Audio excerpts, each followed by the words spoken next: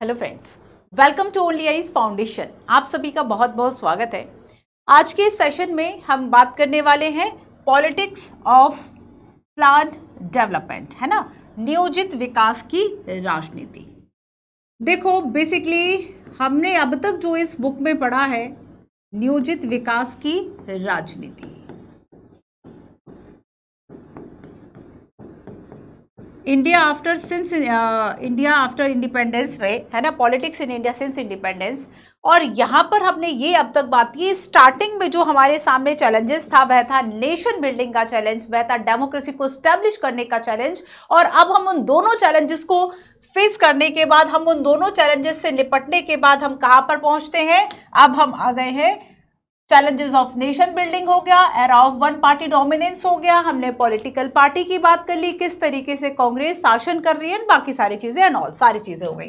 अब हम बात करने वाले हैं पॉलिटिक्स ऑफ प्लान डेवलपमेंट, और ये हमें बताता है कि एक जो है वह थर्ड चैलेंज भी था, और ये चैलेंज था कि economic development and ensure wellbeing to all, है ना। तो यहाँ पर ये जो चैलेंज था फ्रेंड्स, ये चैलेंज किस चीज का था? तीसरा जो चैलेंज था हमारे सामने नेशन बिल्डिंग, जो चैप्टर 1 में हमने देखा था, तो इसमें था economic development and ensure wellbeing to all, है ना। तो सभी के लिए बेसिकली सभी की भलाई करना, एक कल्याण के रास्ते पर जाना और इकोनॉमिक डेवलपमेंट करना, ये थर्ड ऐसा चैलेंज था। और इसके लिए एक डिफरेंट जो पाथ है और एक जो डिफिकल्ट जो पाथ था वो हमारे लीडर्स ने दैट टाइम सिलेक्ट किया। कि जब इसमें देखो, हम बेसिकली इस चैप्टर में बात करने वाले हैं कि आखिर किस तरीके से हमारे सामने जो ऑप्शंस थे दैट टाइम, दो ऑप्शंस थे हमारे पास, दो मॉडल्स थे कि क्या हम कैपिटलिस्ट की तरफ चले जाए, जो कि यूएसए ने अपनाया है, ज्यादातर वेस्ट कंट्री ने अपनाया है, जिसमें कि जो प्राइवेट प्रॉपर्टी है, जो प्राइवेट रिसोर्सेज पर कब्जा है वह ज्यादा है ना, मार्केट सारी चीजों का। और दूसरा हमारे पास था सोवियत मॉडल था, जो कि सोशलिस्ट मॉडल था, कि जो भी इकोनॉमिक और बाकी एक्टिविटीज है उन सब का कंट्रोल स्टेट का हो, स्टेट इंटरवेंशन हो, है ना। तो यहां पर क्या है कि हमारे पास ये दो चीजें थी। अच्छा, मैं आपको एक न्यूज बता दूं कि बच्चों, ये इन्फॉर्मेशन आपके लिए कि मंजू पीडब्ल्यू यूपीएससी वाला ये टेलीग्राम चैनल, इसको स्कैन कीजिए और इस टेलीग्राम चैनल पर जुड़ जाइए। क्लास की पीडीएफ आपको यहाँ मिल जाएगी, क्लासेस की जानकारी आपको यहाँ पर मिल जाएगी, ठीक है।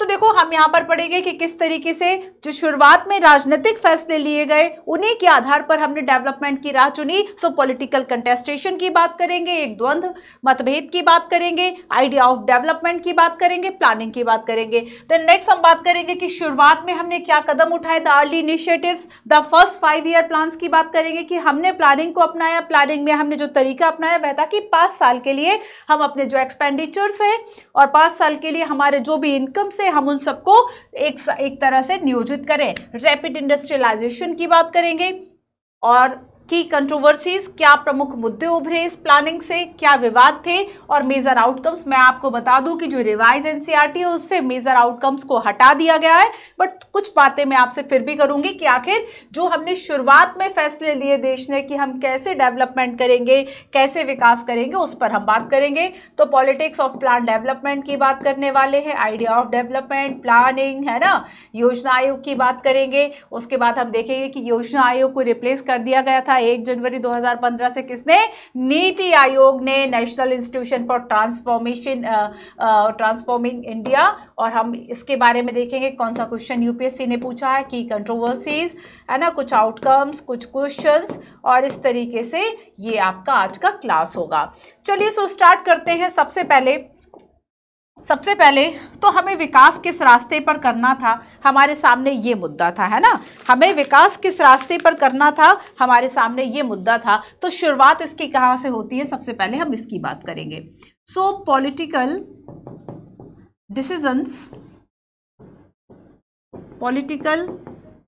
Decisions and development.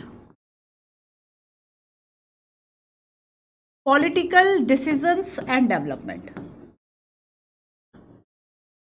शुरुआत यहां पे होगी कि देखो, विश्व में ना ग्लोबली जो है वह स्टील की डिमांड बहुत ज्यादा बढ़ गई थी।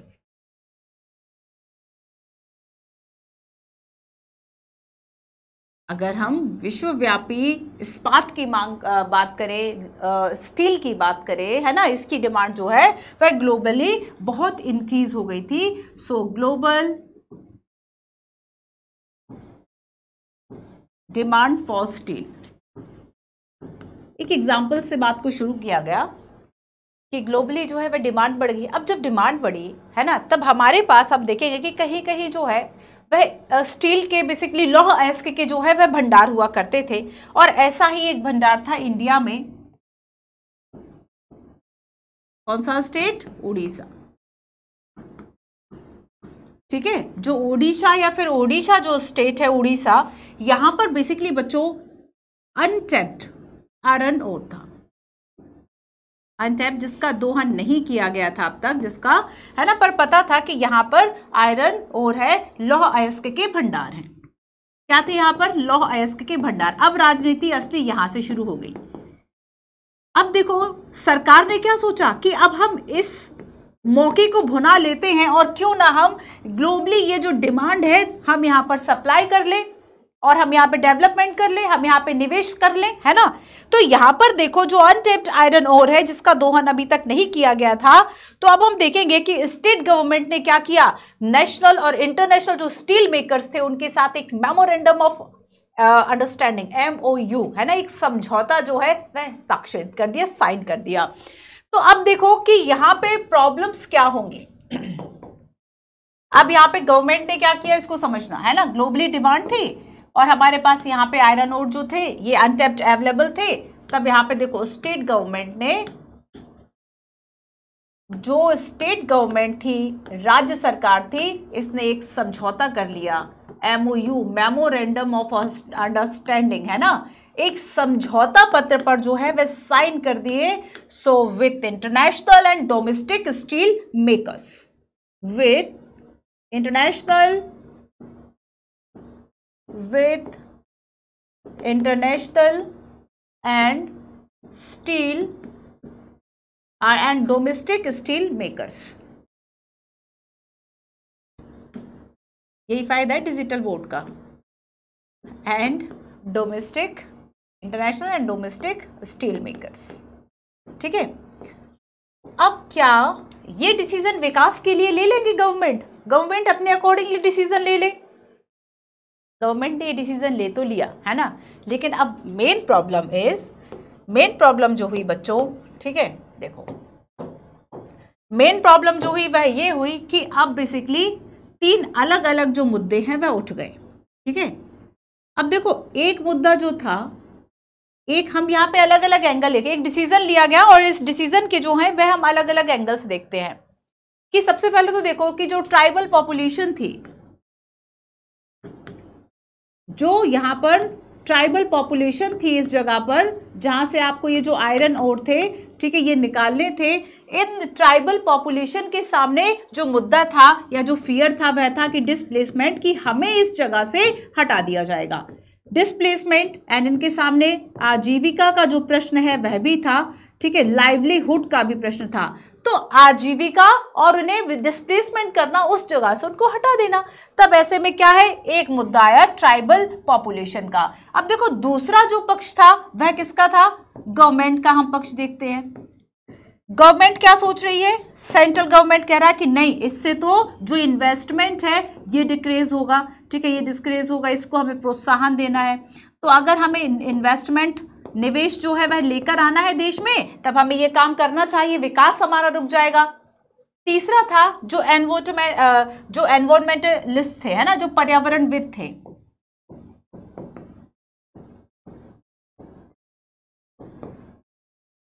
एनवायरमेंटलिस्ट जो थे,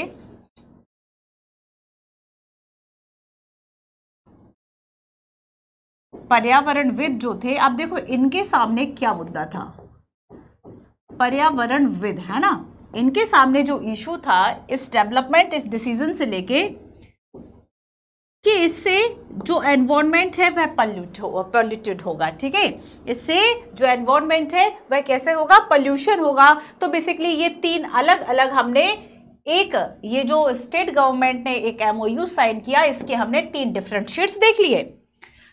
अब बेसिकली अब क्वेश्चन उठा, चूंकि हम इन क्वेश्चंस को एक आंसर, एक केस स्टडी टाइप देखते हैं, फिर क्वेश्चन उठाते हैं, फिर आंसर ढूंढते हैं, बस ऐसे ही पूरी पढ़ाई आपकी चलती रहती है ना। तो यहां पर देखो बच्चों क्या हुआ। सो द क्वेश्चन इज कि what kind of development, the question is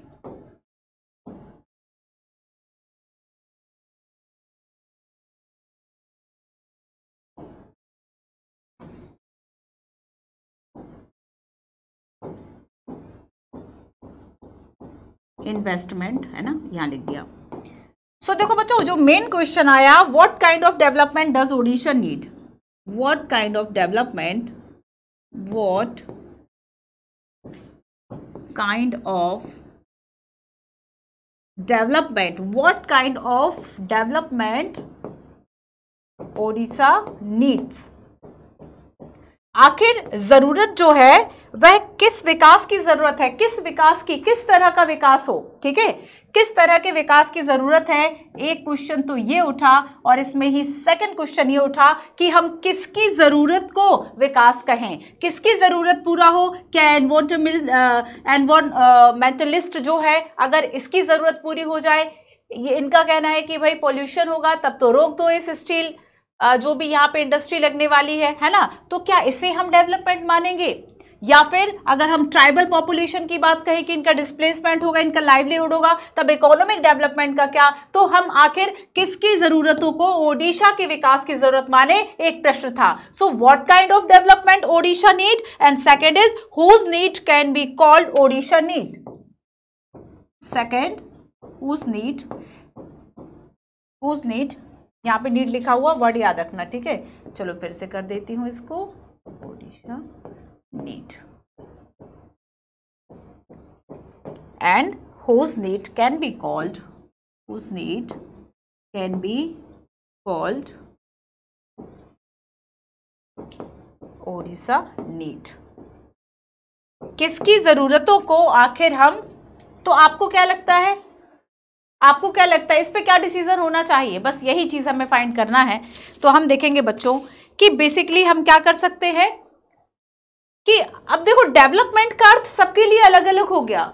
development का जो अर्थ है वह सबके लिए ये हो गया, स्क्रीनशॉट ले लो इसका, आगे चलते हैं। So basically interest of different social group, हम जो डेवलपमेंट की बात करेंगे सबके लिए अलग अलग है। तब हम डेवलपमेंट के लिए क्या याद रखेंगे कि अगर जो इंटरेस्ट हैं अलग अलग सोशल ग्रुप के वो पूरे होने चाहिए, ऐसा विकास होना चाहिए, डिफरेंट सोशल जो ग्रुप्स है इसके इंटरेस्ट फुलफिल हो, है ना, इस तरह का डेवलपमेंट हो।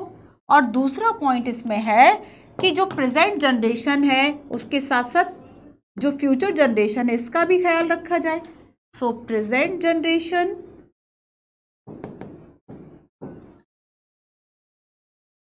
अगेंस्ट फ्यूचर जनरेशन, ठीक है। तो यहां पर यह कहा गया कि अगर हम डिफरेंट सोशल ग्रुप्स की बात करें, चूंकि सबके लिए विकास का मतलब अलग अलग है, और ऐसे में हम कोशिश करें कि आखिर सभी के जो इंटरेस्ट है वह लगभग पूरे होने चाहिए। और क्या हम प्रेजेंट जनरेशन, अगर देखो हमने सारी चीज़ों का दोहन कर लिया है ना, सारे संसाधन, सारा जो भी कोयला है, पेट्रोल है, उस सबको अगर हमने यूटिलाइज कर लिया, फ्यूचर जनरेशन के लिए कुछ भी नहीं बचा, तब ऐसे डेवलपमेंट को क्या आप सस्टेनेबल कहेंगे। सस्टेनेबल डेवलपमेंट दैट मीन्स आप एनवायरनमेंट का भी ध्यान रखें, सस्टेनेबल डेवलपमेंट दैट मीन्स कि आप फ्यूचर जनरेशन का भी ध्यान रखें कि आपके उद्देश्य पूरे हो जाए, अच्छी बात है। अपनी आवश्यकताओं को पूरा करना अच्छी बात है अपनी विलासिताओं के लिए, लेकिन आप फ्यूचर जनरेशन को किसी ऐसी बहुमूल्य चीज से वंचित कर जाओ कि पृथ्वी धरती को इतना खराब कर जाओ कि आने वाली जनरेशन उसमें सांस ना ले सके। वैसे भी आप सुन रहे होंगे न्यूज में दिल्ली किस तरह से गैस चैम्बर बना हुआ है, ठीक है। मैं स्कूटी से आ रही थी तो मुझे भी मतलब हल्की सी जो मतलब जलन है वो महसूस हुई आंखों में, तब मुझे समझ में आया कि हाँ भाई सच में गैस चैम्बर है। तो बेसिकली पॉल्यूटेड एयर है। तो क्या आप इस तरह एक पूरा आप कह सकते हैं कि सारा, चाहे एनवायरनमेंट हो, चाहे रिसोर्सेज हो, नेचुरल रिसोर्सेज, हर चीज़ को हम खत्म कर दें? फ्यूचर जनरेशन क्या करेगी? तो यहाँ पर हम देखेंगे कि अब जो डिसीजन है वह आखिर किस तरीके से लिया जाए। ओडिशा वाले मामले पे फिर अटक गए हम कि अब ओडिशा वाला जो डिसीजन है वह कैसे लिया जाए। तो अब डिसीजन अगर कोई एक पक्ष ले लेगा तब तो वो डिसीजन सही नहीं होगा। तो अब निर्णय कैसे लिया जाए? अगर हम एक पैनलिस्ट बना ले, अगर हम एक कमेटी टाइप बना ले, एक आयोग बना ले जिसमें कि हम अलग अलग पर्सन्स, अलग अलग जो इंटरेस्ट ग्रुप के लोग हैं उसको हम शामिल कर ले, तब हम एक अच्छा डिसीजन ले सकते हैं। तो यहाँ पर देखो, डिसीजन लेने के लिए हम क्या करें कि जो माइनिंग एक्सपर्ट है,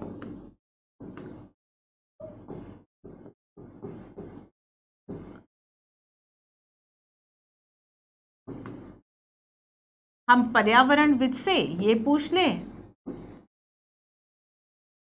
कि आखिर हम किस तरीके से जो खनन कार्य है वह करें, किस तरीके से माइनिंग करें कि कम से कम पोल्यूशन हो और हमारा विकास भी हो जाए। ठीक है। और दूसरा हम इसमें कहें कि एनवायरनमेंट हो गया, है ना। फिर नेक्स्ट हम इसमें देखेंगे कि भाई जो इकोनॉमिस्ट हैं ये बताएंगे कि हमें इस वक्त डेवलपमेंट की ज़रूरत है ना। तो हम देख सकते हैं कि जो अर्थशास्त्री है, ठीक है, जो अर्थशास्त्री है ये अपना ये देखेंगे कि भाई हमें ग्रोथ करना है, हमें ग्रोथ करना है, हमें डेवलपमेंट करना है, हमें ग्रोथ करना है, हमें डेवलपमेंट करना है, तब हमें क्या करना चाहिए। लेकिन हम कहेंगे फ्रेंड्स कि इसमें फाइनल डिसीजन किसका हो, इसमें फाइनल डिसीजन जो है वह किसका होना चाहिए। फाइनल डिसीजन होना चाहिए पीपल्स रिप्रेजेंटेटिव्स, पीपल्स रिप्रेजेंटेटिव्स।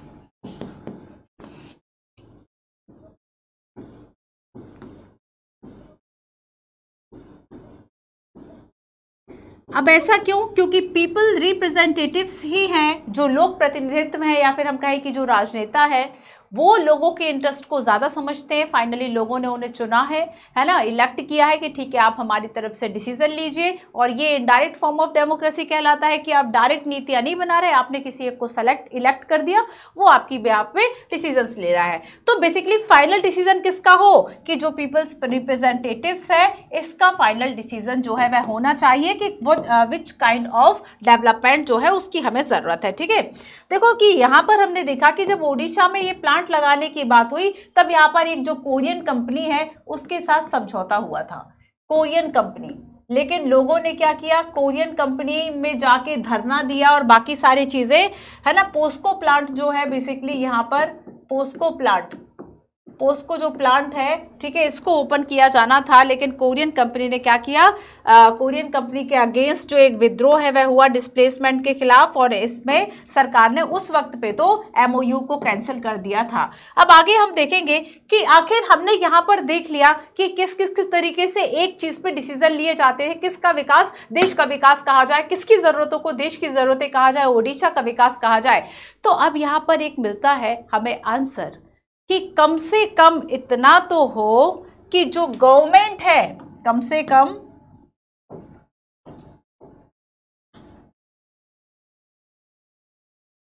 ठीक है, यहां पे everyone agreed that the development of India, everyone agreed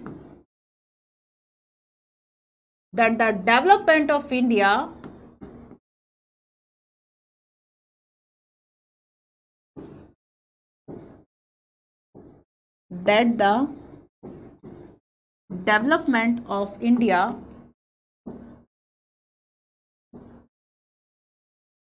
should mean both. What both? Should mean both.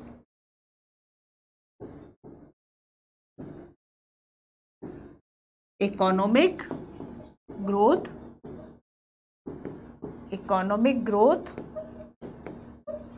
ठीक है, and social and economic justice, and social and economic justice. आर्थिक समृद्धि और आर्थिक सामाजिक न्याय, इन दोनों को ही हम विकास कहेंगे। आर्थिक समृद्धि, आर्थिक समृद्धि और आर्थिक सामाजिक न्याय। प्रस्तावना में, प्रियम्बल में भी इकोनॉमिक, सोशल इकोनॉमिक जस्टिस की बात की गई है क्या? बताओ जरा। आर्थिक सामाजिक न्याय, है ना, कि मतलब इकोनॉमिक ग्रोथ साथ साथ करें, कोई दिक्कत नहीं है ना, लेकिन एटलीस्ट आपको जस्टिस का भी ख्याल रखना है। So everyone agreed that the development of India should mean both, है ना। तो यहाँ पे विकास का मतलब क्या है? अब आपसे अगर पूछे कि इंडिया ने किस तरह का जो विकास है वह अपनाया, किस तरह की जो बात है वह अपनाई, तो यहाँ पर किस तरह का एक कॉन्सेप्ट अपनाया? एटलीस्ट सब इस बात पर अग्रीड थे कि कम से कम, है ना, इकोनॉमिक ग्रोथ से समझौता ना करें, लेकिन जो गरीब लोग हैं या फिर जो ऐसे लोग हैं, लगता है कि भाई उनका जो विकास है, फिर उनका जीवन अगर प्रभावित हो रहा है किसी पर्टिकुलर काम से, तब वहाँ पे उस चीज़ को रोका जाए, ज़्यादातर लोगों का ध्यान रखा जाए, है ना, मैक्सिमम जो पीपल्स है उन तक बेनिफिट पहुँचे, ऐसा डेवलपमेंट हमें मिलना चाहिए। तो हमने यहाँ पर सबसे फर्स्ट यही समझा। अब आगे हम देखेंगे। अच्छा, इससे जुड़ी हुई एक अवधारणा है, आपने लेफ्ट और राइट सुना है, लेफ्ट और राइट विंग, है ना, ये क्या है लेफ्ट और राइट? चलो आप ये बता देती हूँ। लेफ्ट एंड राइट विंग, देखो, वामपंथ और दक्षिणपंथ। So in the politics of most country, you will always come across reference of party and group which are left and right ideology। और अब देखो बेसिकली बच्चों आप देखते होंगे कि आपने दक्षिण पंथ, और मतलब आप सुनते रहते हैं इन शब्दों को, कह रहे वो तो वाम पंथ है, वो तो लेफ्ट विंग का है, तो ये वर्ड आखिर है क्या, है ना। तो ये वर्ड जो है वह अलग अलग इनकी विचारधाराएं, अलग अलग इनकी जो आइडियोलॉजीज है वह बताते हैं। जैसे कि अगर हम लेफ्ट विंग की बात करें, so left refer to those who are in favour of the poor, है ना।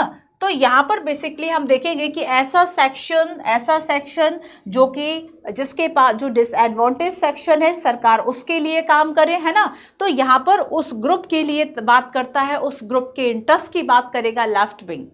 तो बेसिकली ये सरकार के अगेंस्ट ही चलेगा ज्यादातर कि भाई सरकार जो है वे काम नहीं कर रही है, तो यहाँ पर ये लेफ्ट विंग का काम है, ठीक है। तो लेफ्ट विंग का मेन काम यही होगा कि उनके फेवर में बात करना, जो कि पुअरर है, ठीक है, डाउन टू सेक्शंस है, और यहाँ पे उनके लिए गवर्नमेंट जो है वह ऐसी पॉलिसीज बनाए, सपोर्ट करे इन्हें, और बेनिफिट्स जो है वे इस सेक्शन तक पहुंचे बेसिकली। एंड राइट्स जो है, देखिए जो राइट विंग है ये क्या रेफर करेगा? ये रेफर करेगा free competition and market economy, है ना, कि अगर आपको प्रोग्रेस करना है तब आपको क्या चाहिए? एक फ्री इकोनॉमी चाहिए, फ्री मार्केट चाहिए, इसमें स्टेट का, गवर्नमेंट का इंटरवेंशन ना हो। बट यहाँ पे लेफ्ट विंग किसको लेके प्रायोरिटाइज करता है कि इवन जो सोशली डिसएडवांटेज या फिर जो पुअरर सेक्शंस है, उस सेक्शंस के लिए गवर्नमेंट पॉलिसीज बनाए, उस सेक्शंस तक गवर्नमेंट जो है वह बेनिफिट पहुंचाए। तो ये लेफ्ट और राइट का कॉन्सेप्ट हो जाता है, ठीक है। अब हम आगे चलेंगे। पॉलिटिक्स ऑफ प्लान डेवलपमेंट तो भाई हमारा हो गया, है ना। पॉलिटिक्स है कि किस तरह से ग्लोबल डिमांड जो है स्टील की इंक्रीज होती है। हम सोचते हैं कि चलो अनटैप्ड आयरन ओर है, हम इसको भुनाते हैं, लेकिन वो हो ना सका। तो यहाँ पर बेसिकली हमने देखा कि तीन लोगों की ग्रुप बातें समझ में आई कि ट्राइबल ग्रुप कुछ और चाह रहा है, गवर्नमेंट जो है वह कुछ और चाह रही है, ठीक है। जो एनवायरमेंटलिस्ट थे ये कुछ और चाह रहे हैं। तो इन सबके अलग अलग फियर थे। हमने एक बीच का रास्ता देख लिया कि भैया एक पैनल बना लो, उस पर डिसीजन ले लो, पर फाइनल जो डिसीजन है वह पीपल्स रिप्रेजेंटेटिव लेगा, क्योंकि यही जो है वह लोगों की भावनाओं को अच्छी तरीके से समझता है। और लेफ्ट और राइट की हमने बात कर ली, ठीक है। अब आगे हम चलेंगे आइडिया ऑफ डेवलपमेंट की। अब नेक्स्ट हम बात करेंगे बच्चों, ठीक है, कि आइडिया ऑफ डेवलपमेंट जो है वह आखिर कहां से शुरू हुआ। आइडिया ऑफ डेवलपमेंट जो है वह कहां से शुरू हुआ, हम इसकी बात करते हैं, ठीक है। चलिए, मतलब हमें आइडिया कैसे आया कि हमें कैसे डेवलपमेंट करना है, कैसे हमें विकास करना है। और यहां पर हम बात करेंगे कि जो डेवलपमेंट है, आइडिया ऑफ डेवलपमेंट,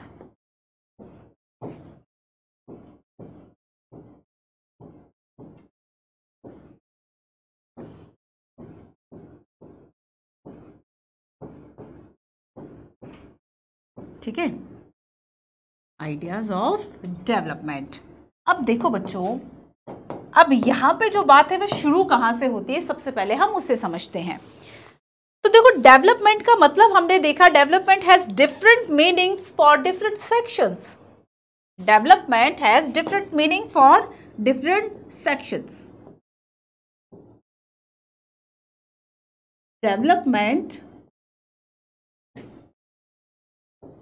सबके लिए एक जैसा विकास तो है नहीं, है ना।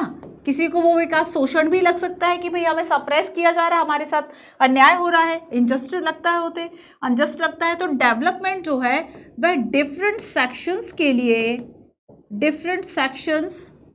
के लिए इसके डिफरेंट मायने हैं, इसकी डिफरेंट मीनिंग है ना। ठीक है, डिफरेंट क्या है बच्चों, मीनिंग है। सो यहां पर हम देखेंगे कि बेसिकली जो अर्बन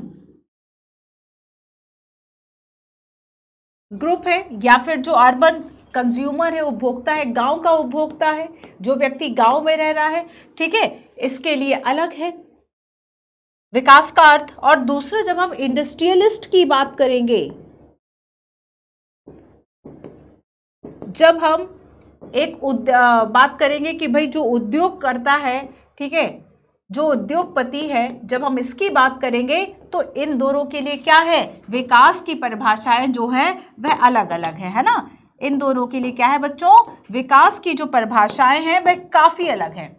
अब एक ही विकास तो हो नहीं सकता भाई। एनवायरमेंट जो इंडस्ट्रियलिस्ट है या फिर जो कैपिटलिस्ट है, जो पूंजी लगा रहा है, वह प्रॉफिट ज्यादा चाह रहा है, वह सोच रहा है कि कैसे मैं इस 1 से 10 बना लूं। लेकिन यहां पर एक गांव का व्यक्ति उस चीज को देख के क्या सोच रहा है, क्या यहां पर इसका जो डेवलपमेंट है वह इस अर्बन कंज्यूमर का डेवलपमेंट होगा, नहीं होगा। तो यहां पर डेवलपमेंट की जो मीनिंग है वह डिफरेंट मीनिंग है फॉर डिफरेंट सेक्शंस, है ना। जैसे कि हमने बात की थी कि भाई जो एनवायरमेंटलिस्ट था वह कुछ और समझ रहा है, उस डेवलपमेंट को वो गलत समझ रहा है एनवायरमेंट की दृष्टि से, है ना। तो उसका विजन अलग था, अब यहाँ पर अलग अलग विजन है। सो बेसिकली जो डेवलपमेंट है हम इसको इतनी आसानी से नहीं समझ सकते। क्यों नहीं समझ सकते, क्योंकि डेवलपमेंट जो है वह अलग सेक्शन से अलग अलग सेक्शंस के लिए अलग अलग है। अगर so basically it's generate a contradiction, एक जो विरोधाभास है ना, वो पैदा हो जाता है। एक कॉन्ट्राडिक्शन जो है वह पैदा हो जाता है कि किसी के लिए चीजें जो है वह प्लस है तो किसी के लिए माइनस है, एंड एक कॉन्फ्लिक्ट्स को जन्म देता है, एक संघर्ष को जन्म देता है। So it's create a conflicts and debates. एक बहस का भी मुद्दा है, बहुत आसानी से आप डेवलपमेंट को परिभाषित नहीं कर सकते। पर फिर भी हमने अब तक जो बातें सुनी, देखो हम अगर बात करें बच्चों कि डेवलपमेंट जब पहले हमारे दिमाग में आया आज़ादी के समय, उस वक्त लोगों के दिमाग में डेवलपमेंट के क्या मायने थे हम उसको समझते हैं। ठीक है, कि जैसे कि हम आज़ादी के बाद के पहले दशक की ही बात करें, चलो कि 1950-1960 के दशक की हम बात करें, तो 1960 डिकेड्स के आसपास, 1970 डिकेड्स के आसपास आखिर लोगों के दिमाग में डेवलपमेंट का मतलब क्या था। जैसे कि आज हम आपसे कहें, आज हम आप कहें मॉडर्न हो जाना, तब आपका दिमाग कहाँ जाएगा, मॉडर्न। आप क्या सोचेंगे, आप इंडिया के बारे में सोचेंगे या फिर आप वेस्टर्न कंट्रीज के बारे में सोचेंगे, आप यूरोप के बारे में सोचेंगे, आप अमेरिका के कल्चर के बारे में सोचेंगे। तो बेसिकली देखो, डेवलपमेंट की जब हम बात करते हैं तो डेवलपमेंट का जो जो अर्थ समझा गया 1950 1960s डिकेड में, दशक में, तब इसका मतलब रखा गया कि जो विकास है, जो डेवलपमेंट है, इसका मतलब सीधा वही क्या, वेस्ट कंट्रीज। और वेस्ट कंट्रीज कैसे थे, औद्योगिकरण, वहां पे औद्योगिक क्रांतियां हो चुकी थी, है ना, इंडस्ट्रियल रेवोल्यूशन हो चुका था। सो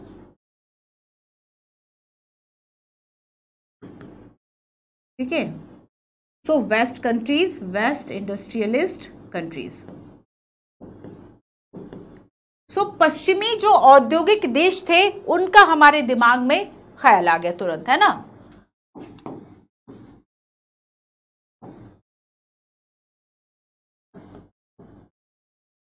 जो वेस्ट की इंडस्ट्रियलाइज्ड जो कंट्रीज थी उनका ख्याल आ गया। अब देखो इससे एक और कॉन्सेप्ट जुड़ जाता है, that is modern and modernisation. इससे एक और कॉन्सेप्ट जुड़ा कि डेवलपमेंट का मतलब होगा मॉडर्न हो जाना, आधुनिक हो जाना, एंड मॉडर्नाइजेशन का भी कॉन्सेप्ट देखो वेस्ट से जाएगा, है ना, एंड मॉडर्न एंड मॉडर्नाइजेशन, आधुनिकीकरण। तो विकास को किससे जोड़ दिया कि विकास मतलब जितना हम आधुनिक हो जाएंगे वही हमारा विकास है। और देखो मॉडर्नाइजेशन जो है बच्चों, इससे कम से कम जो है वह दो परिवर्तन जो है वह हुए कि हम क्या चाह रहे थे कि जो वेस्टर्न कंट्रीज है हम उनकी तरह हो जाए, और वो जिस तरह का काइंड ऑफ डेवलपमेंट है, वहां जिस तरह का काइंड ऑफ मॉडर्नाइजेशन है, हम उस तरीके से हो जाए। और वहां पर जो मॉडर्नाइजेशन है वो क्यों था? बिकॉज ऑफ ये जो कंट्रीज थे, ये जो वेस्ट के कंट्रीज थे, वह इंडस्ट्रियलाइज्ड कंट्री थे, वह औद्योगिक देश थे। तो हमने पश्चिमी औद्योगिक देशों की तरह हो जाना ही विकास का मतलब निकाल लिया। आया समझ में? सो बेसिकली देखो, हम देखेंगे कि जैसे कि आधुनिकीकरण के कारण क्या हुआ, मॉडर्नाइजेशन के कारण दो चेंजेस हुए। ठीक है, मॉडर्नाइजेशन के कारण हम देखेंगे कि बेसिकली किस तरह के चेंजेस हुए। सो मॉडर्नाइजेशन, अच्छा पहले इसका अर्थ लिख लो। Modernisation equals to idea of growth. Modernisation का मतलब क्या हुआ? ठीक है, आइडिया ऑफ ग्रोथ का होना, भौतिक समृद्धि का होना, मटेरियल प्रोग्रेस का होना, एंड साइंटिफिक एंड रैशनैलिटी का होना, एंड साइंटिफिक एंड रैशनैलिटी का होना, साइंटिफिक एंड रैशनैलिटी का होना। तो यहां पर ये फॉर्मूला हमने लगाया मॉडर्न होने से, ये फॉर्मूला हमारा मॉडर्न का फॉर्मूला था। ठीक है, अब देखो बच्चों कि यहां पर क्या था, इतना हो गया आपका, हमने डेवलपमेंट को देखा और हमने डेवलपमेंट के साथ साथ किसको कनेक्ट कर दिया? मॉडर्नाइजेशन को। और मॉडर्नाइजेशन का हमने फॉर्मूला देख लिया, idea of growth, progress, material progress, scientific and rationalist, है ना? क्लियर हुआ इतना? सो बेसिकली बच्चों हमने क्या किया कि इसी आधार पर, इसी मॉडर्नाइजेशन के आधार पर हमने देश को, जो विभिन्न देश थे उनको हमने 3 भागों में बांटा। विकसित देश, डेवलप्ड, ठीक है, डेवलपिंग विकासशील जो विकास कर रहे हैं, developing, and third is under develop अल्प विकसित, अंडर डेवलप्ड। सो हमने क्या किया कि इसी परिभाषा के आधार पर कि कितना आइडिया ऑफ ग्रोथ है, कितना मटेरियल प्रोग्रेस है, कितना साइंटिफिक एंड रैशनली तरीके से वहां पे काम किया जाता है, हमने इसी आधार पर देशों को बांट दिया। क्लियर है? अब देखो आफ्टर इंडिपेंडेंस हमारे सामने 2 मॉडल थे, है ना? आफ्टर इंडिपेंडेंस बच्चों हमारे सामने कितने मॉडल थे? 2 मॉडल थे। आइडिया ऑफ डेवलपमेंट में हमने देख लिया कि development was about becoming more modern, and modern was becoming more like industrialised country and the west, and modernisation was associated with the idea of growth, material progress and scientific rationally. याद रहेगा ये देखो, ये तो याद करना है। मैं यहाँ पे लिख दूं क्या? ये आपको याद करना है। देखो इस तरह के जब आपको कुछ पॉइंट्स याद रहते हैं ना बच्चों, तब आप बहुत आसानी से जो है वह इस तरह की चीज़ों को परिभाषित कर पाते हैं। तो आपके पास एटलीस्ट कीवर्ड्स के लिए 20 या 30 वर्ड्स होना चाहिए, ताकि आप अपना आसान जो आंसर है वह बहुत अच्छे से लिख सको। सो देखो हमारे पास क्या था कि जब हम बात करेंगे कि आफ्टर इंडिपेंडेंस हमारे सामने 2 मॉडल हुआ करते थे। आफ्टर इंडिपेंडेंस कितने मॉडल थे? 2 मॉडल थे हमारे सामने, विकास के 2 मॉडल थे। ठीक है, तो बेसिकली एक जो मॉडल था ये था आपका कैपिटलिस्ट मॉडल, है ना? Liberal and capitalist model, liberal and capitalist model, liberal and capitalist model, है ना? उदारवाद और पूंजीवाद। और ये किन देशों ने अपनाया था? यूएस। ठीक है, और दूसरा हमारे पास जो सेकंड मॉडल था, ये मॉडल था हमारे पास सोवियत मॉडल।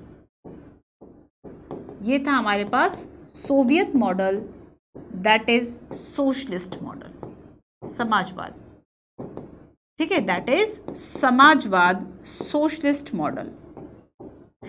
सोशलिस्ट मॉडल है। अब ये मॉडल क्या चाहेगा? सोशलिस्ट मॉडल बेसिकली ध्यान रखना कि ये जो सोवियत मॉडल था ना, इससे इंडिया डीपली इम्प्रेस्ड था, बहुत ज़्यादा प्रभावित था, डीपली इम्प्रेस्ड था कि हम इस मॉडल को अपनाएंगे। ठीक है, आगे हम देखेंगे कि नेहरू है, कम्युनिस्ट पार्टी है, उन्होंने भी सोवियत मॉडल को अपनाने के पक्ष में अपनी जो राय है वह रखी।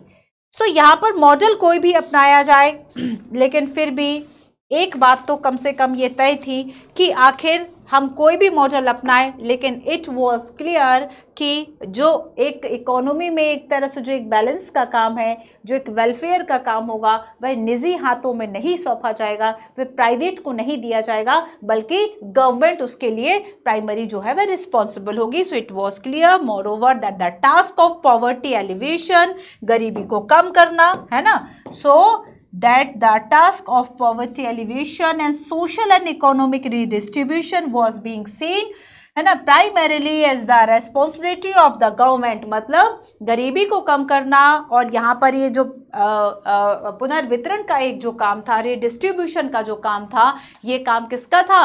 ये गवर्नमेंट का था। गवर्नमेंट ने इस तरह के काम किए भी, जैसे कि लैंड रिफॉर्म्स, जैसे कि भूमि सुधार करके, जैसे कि जो जमींदारी जो कॉलोनियल पीरियड में जो सिस्टम था उसको अबॉलिश करके, उसको खत्म करके। तो यहाँ पर ये कुछ काम ऐसे थे जो कि गवर्नमेंट ने किए। तो बेसिकली हमने देखा कि आइडिया ऑफ डेवलपमेंट में डेवलपमेंट का मतलब क्या है? डेवलपमेंट को बच्चों हमने मॉडर्नाइजेशन से जोड़ लिया, और डेवलपमेंट हो या मॉडर्नाइजेशन हो, सीधा हमें पश्चिमी देशों की तरफ देखना है। आप एक हॉलीवुड मूवी देख लो, आप कोशिश करोगे कि मैं उसकी चीज़ों को अपना लूँ, वो आपको इंप्रेस कर ले जाएंगी चीज़ें। आपको लगेगी कि आपको मोर मॉडर्न होना है, तब आप सोचोगे उनके जैसे पहने, उनके जैसे कपड़े पहने। अरे भाई, वो एनवायरनमेंट, वो सारी चीजें नहीं हो सकती, बहुत सी चीजें जो है वह चेंज होती हैं। तो बेसिकली मॉडर्नाइजेशन जो है वह आखिर एक बहुत बड़ा प्रश्न था कि क्या हम विकास की राह पर जाने के लिए हम केवल पश्चिमी देशों की तरफ जा रहे हैं? तो क्या ये मॉडर्नाइजेशन ये बस पश्चिमीकरण है? क्या ये जो ग्लोबलाइजेशन है वो पश्चिमीकरण है? वैश्वीकरण क्या पश्चिमीकरण है इंडिया के लिए स्पेशली? तो इंडिया के कॉन्टेक्स्ट में अगर हम देखें कि डेवलपमेंट का मतलब क्या केवल उनकी नकल करना था कि नहीं, उन्होंने किया तो हमें वही करना, हम दूसरे तरीके से भी तो डेवलपमेंट कर सकते थे। हो सकता है कि हम उतना इंडस्ट्रियलाइज्ड नहीं करते इंडिया को, हमारा दूसरा मोटिव होता, हमारे प्रायोरिटीज, हमारे प्रेफरेंस दूसरे होते।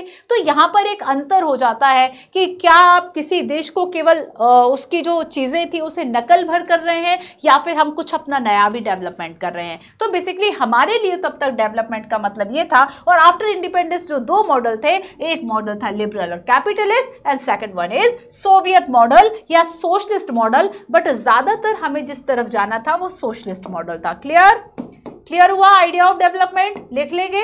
चलिए आगे हम बात करेंगे प्लानिंग की। देखो, there was a consensus on one point कि जो डेवलपमेंट का काम है, एक बात पे तो सहमति थी कि that development could not be left to private sectors, है ना, कि कम से कम जो विकास का एक काम है वो निजी हाथों में तो नहीं सौंपा जाएगा। और इसके पीछे रीज़न था कि अगर हम प्राइवेट सेक्टर्स को ये सारी चीज़ें देते हैं, तब प्राइवेट सेक्टर्स क्या करेंगे? वो केवल प्रॉफिट पर काम करेंगे, वो केवल प्रॉफिट के लिए काम करेंगे, और ऐसे में तो डेवलपमेंट नहीं हो सकता। ऐसे में केवल क्या होगा, कुछ वर्गों तक ही चीज़ें पहुँचेगी, बाकी सारे लोगों के साथ इनजस्ट हो जाएगा। तब यहाँ पर क्या है कि there was a need for government to develop a design और प्लान डेवलपमेंट। ठीक है, तो अब देखो बेसिकली हम देखेंगे कि आखिर प्रॉब्लम जो है वह यहाँ पर थी कहाँ। ठीक है, इसमें हम देखेंगे कि जो प्रॉब्लम है वह यहाँ पर आखिर कहाँ थी। तो सबसे पहले एक बात यहाँ पर तय की गई, फर्स्ट कि जो प्राइवेट सेक्टर्स हैं इनके हाथों में डेवलपमेंट का जो काम है वह नहीं सौंपा जाएगा। ठीक है, एंड सेकेंड, अब इसके लिए क्या किया गया बच्चों, जो प्लानिंग कमीशन है वह बनाया गया। ठीक है, योजना आयोग जो है, प्लानिंग कमीशन, योजना आयोग जो प्लानिंग कमीशन है 1950 में ये बनाया गया। और ये पूरा एक जो ड्राफ्ट है वह बनाएगा कि किस तरीके से आखिर हमें देश में जो विकास है वह करना है। ठीक है, और एक डेवलपमेंट डिजाइन करेगा। ये प्लानिंग मतलब चीजों को प्लान करना, है ना। तो डेवलपमेंट डिजाइन के लिए हमने एक आयोग बनाया, लेकिन ये आयोग बनाना इतना आसान नहीं था, क्योंकि क्या था बच्चों कि जो हमारे यहाँ उद्योगपति थे, जो इंडस्ट्रियलिस्ट थे, वो बेसिकली इस प्लानिंग के खिलाफ थे, है ना। वो इस प्लानिंग को गलत देखते थे, उन्हें लगता था, वह अगेंस्ट थे, क्योंकि उन्हें ये लगता था कि अगर सारी चीजों में स्टेट इंटरवेंशन करेगा, स्टेट अगर हस्तक्षेप करेगा, तब ऐसे में डेवलपमेंट और ग्रोथ जो है वह पॉसिबल नहीं है, और बेस्ट पॉसिबल तभी ग्रोथ हो सकती है जब जो स्टेट है वह इसमें हस्तक्षेप ना करे। सो बेसिकली जो इंडस्ट्रियलिस्ट थे, जो बिजनेस एंटरप्रेन्योर्स थे, वो averse to idea of planning, है ना। बट देखो बच्चों, ये चाहते थे, जो इंडस्ट्रियलिस्ट थे, इनका ये मानना था, पहली बात तो ये हो गई, है ना, कि हम प्राइवेट सेक्टर्स के हाथों में डेवलपमेंट का काम नहीं सौंप सकते। हमने उसके लिए प्लानिंग कमीशन बनाया, पीएमएस के चेयरपर्सन होते थे। तो यहां पर हम इंडस्ट्रियलिस्ट की बात करेंगे। तो यहाँ पे ये जो उद्योगपति थे, ये क्या चाहते थे? ये चाहते थे ओपन इकोनॉमी, ठीक है। ये क्या चाहते थे? ओपन इकोनॉमी, और साथ ही सेकंड जो इसमें है कि open economy without any state control. और स्पेशली अगर हम कैपिटल की बात करें तो कैपिटल और इन्वेस्टमेंट में बिल्कुल भी स्टेट इंटरवेंशन नहीं होना चाहिए, ऐसा इंटरवेंशन जो इंडस्ट्रियलिस्ट थे ये मानते थे। और बच्चों, इन्होंने क्या किया? प्रपोज कर दिया एक बॉम्बे प्लान, कि हम एक जो बॉम्बे प्लान है, एक ड्राफ्ट बनाया बेसिकली, और इसको क्या किया? इसको बॉम्बे प्लान कहा गया, ठीक है। बॉम्बे प्लान कहा गया। बॉम्बे प्लान के अंतर्गत कुछ ऐसी ओपन इकोनॉमी के जो आइडियाज है वह दिए गए। साथ ही इसमें यह कहा कि state to take major initiative in industry and other economic investment. तो स्टेट जो है वह क्या करे? इन्वेस्टमेंट के लिए एक मेजर इनिशिएटिव्स ले, ये कहा गया। बट ओपन इकोनॉमी की जो बात है वह यहाँ पर की गई, ठीक है। एंड इसमें लास्ट है बच्चों, प्लानिंग कमीशन की हमने बात कर ली, है ना। तो बेसिकली प्लानिंग कमीशन का काम क्या होगा? प्लानिंग कमीशन जो है वह एक सेंट्रल मशीनरी हुआ करती थी। ये इसलिए बोल रही हूँ कि अब नीति आयोग है इसकी जगह, है ना, उसको भी पढ़ लेते हैं। सो सेंट्रल मशीनरी फॉर डिसाइडिंग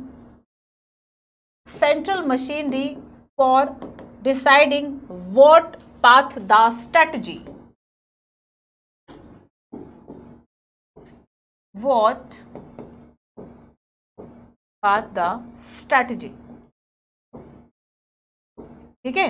क्या स्ट्रैटेजी होगी इंडिया के डेवलपमेंट के लिए? India would adopt for its development, India would adopt for its development, कि आखिर हम what kind of a strategy and what path of the strategy its development, है ना। तो बेसिकली ये डिसाइड करना किसका काम था? ये प्लानिंग कमीशन का काम था, जो कि एक सेंट्रल मशीनरी हुआ करती थी, जो कि एक सेंट्रल मशीनरी जो है वह हुआ करती थी। क्लियर हुआ इतना? प्लानिंग, हमने प्लानिंग को चूज करा, है ना। अब देखेंगे कि प्लानिंग का मतलब क्या, हम उस पर बात करते हैं। क्लियर हुआ बच्चों? अब हम अर्ली इनिशिएटिव्स की बात करते हैं, ठीक है, कि हमने आखिर जो अर्ली इनिशिएटिव्स है वह क्या लिए। चलिए, शुरुआती कदम।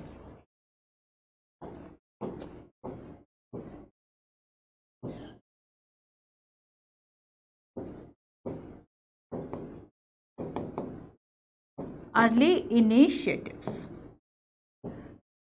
तो सबसे पहले तो हमने इस प्लानिंग में 5 ईयर प्लान जो है इसको चूज कर लिया, है ना। सबसे पहले तो हमने क्या किया कि प्लानिंग न्यूजन को चुना,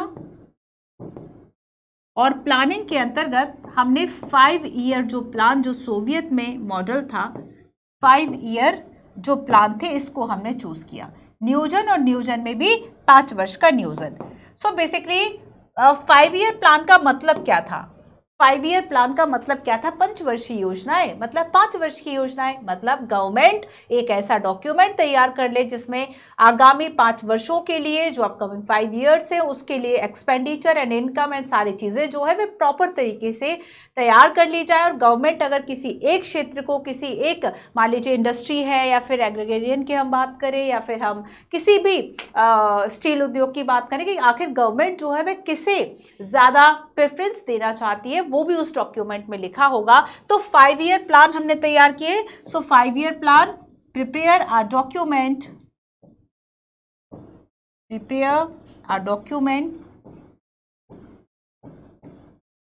its income, 5-year income and expenditure, its income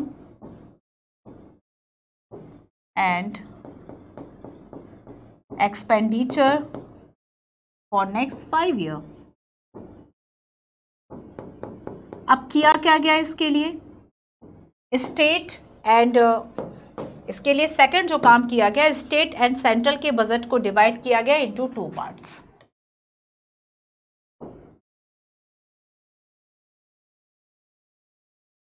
central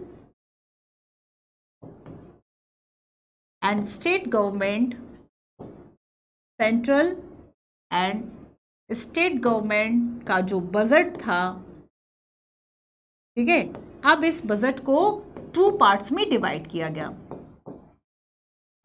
2 parts में डिवाइड किया गया, 1 एंड 2, ठीक है। 1 था non plan expenses and second is plan, ठीक है। आपने अच्छा ये बताओ, गैर योजनागत एंड योजनागत व्यय सुने होंगे। प्लान एक्सपेंसेस एक्सपेंडिचर मतलब योजनागत व्यय, हिंदी में याद रखना। अब ये खत्म कर दिए गए हैं, ठीक है, और ये हो गए गैर योजनागत व्यय। हिंदी के वर्ड से आपको ये समझ में आ रहा है कि एक में लिखा है कि जो योजना के हिसाब से हो, दूसरा जो योजना के हिसाब से ना हो। तो नॉन प्लान एक्सपेंडिचर्स में उन सभी को रखा गया जो कि आपको दिन प्रतिदिन के कार्यों के लिए या फिर जो योजना में नहीं है उन सभी के लिए जरूरत थी पैसों की। तो यहाँ पे एक वो बजट रखा गया, दूसरा बजट रखा गया जो कि इस 5 ईयर प्लान के अकॉर्डिंगली था कि अगर हमने एग्रीकल्चर इंडस्ट्री को, अगर हमने डैम या रोड, इन सभी को अगर हमने 5 ईयर के लिए प्रायोरिटाइज किया है कि हमें ये इंफ्रा बिल्ड करना है, तब आप योजनागत व्यय वाला जो खर्चा है वो यहाँ पर करेंगे। तो बेसिकली क्या किया गवर्नमेंट ने, जो एक्सपेंडिचर्स था उसको प्लान कर लिया, कि उसको बता दिया कि आपको व्यय जो है वह यहां पर करना है। सो पहली बात तो ये थी कि हमने प्लानिंग में जो सोवियत मॉडल जो अपनाया, उसमें हमने प्लानिंग में 5 ईयर प्लान को अपनाया एंड एक डॉक्यूमेंट प्रिपेयर किया नेक्स्ट 5 ईयर का, और इसमें भी बजट को हमने 2 पार्ट्स में डिवाइड किया, दैट इज योजनागत व्यय, that is, and second is गैर योजनागत व्यय, ठीक है। तो प्लान व्यय क्या होते थे? Prioritise fixed by the plan, prioritize fixed by plan,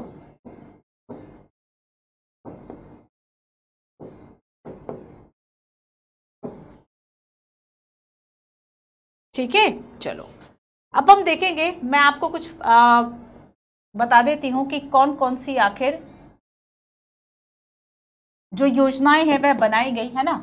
3-4 योजनाएं बना देती हूँ, ज़्यादा नहीं। अब हम बहुत ज़्यादा इनको नहीं पढ़ते हैं क्योंकि अब जो क्वेश्चन हम देखेंगे तो उतना अब यहाँ से नहीं आएगा। अब जो प्रश्न आएगा वो आपका नीति आयोग से आएगा, ठीक है। चलिए, तो मैं आपको यहाँ पर कुछ योजनाएं बता देती हूँ। सबसे पहली बात कि ये जो हमारे 5 ईयर प्लान थे बच्चों, ये शुरू हुए 1950 से और ये ख़त्म हो गए 2017 लास्ट था, ठीक है। तो ये फर्स्ट था, ये लास्ट था। आपको बताना है 2017 में लास्ट जो हमारा 5 ईयर प्लान था वह कौन से नंबर का था, ये आप मुझे कमेंट करके बताएंगे, ठीक है। अब देखो कि यहाँ पर फर्स्ट 5 ईयर प्लान बना 1951 से लेके 1956। फर्स्ट 5 ईयर प्लान है ना, जो कि 1951 से लेके 1956, और बेसिकली इसका शुरुआत में ऑब्जेक्ट ये था कि जब हमने देश के विकास को शुरू किया तब हमारे दिमाग में क्लियर थी ये बात, ठीक है। मतलब हमारे आपके नहीं, ऑलरेडी पूरा देश और जो नीतियां हमने बनाई थी कि अभी हमें धीमी गति से विकास करना है, क्योंकि अभी हमारे पास इतनी प्रॉब्लम्स थी कि हमें पहले उसको भी निपटाना था। तो हमने यहाँ पर जो मोटो रखा अपना, वह क्या रखा था? पेशेंस का, कि हमें धीमी गति से जो है धीरज रखना है, ठीक है, और हमें धीमी गति से विकास करना है, धीमी गति से विकास करना है। अब नेक्स्ट देखो, इसमें हमने क्या किया, फर्स्ट 5 ईयर, चूंकि इसमें क्या किया जा रहा था कि हम किसी न किसी एक सेक्टर को प्रायोरिटी दे रहे थे, और हमने सबसे पहले प्रायोरिटी दी खाने को, भोजन को। भोजन कहाँ से आएगा? कृषि से आएगा। तो फर्स्ट प्रायोरिटी थी हमारी कि हम जो एग्रीकल्चर सेक्टर है, ठीक है, उसको हम आगे दें, उसको हम ज़्यादा पैसा दें, ताकि जो डेवलपमेंट है वो तो ठीक है, लेकिन अभी अगर फूड और फूड सिक्योरिटी, फूड सेफ्टी ज़्यादा इंपॉर्टेंट है। तो यहाँ पर हमने फर्स्ट में क्या कहा? फर्स्ट वाला आपको याद रखना है कि जो एग्रीरियन सेक्टर है, एग्रीरियन जो सेक्टर है, कृषि क्षेत्र को हमने प्रायोरिटी दी, ठीक है, including investment in dam and irrigation, including investment in dam and irrigation, है ना, डैम एंड इरिगेशन। अब देखो सेकंड जो 5 ईयर प्लान था, ये तो फर्स्ट हो गया। सेकंड 5 ईयर प्लान 1956 से शुरू हुआ, 5 ईयर प्लान, ठीक है, 1956।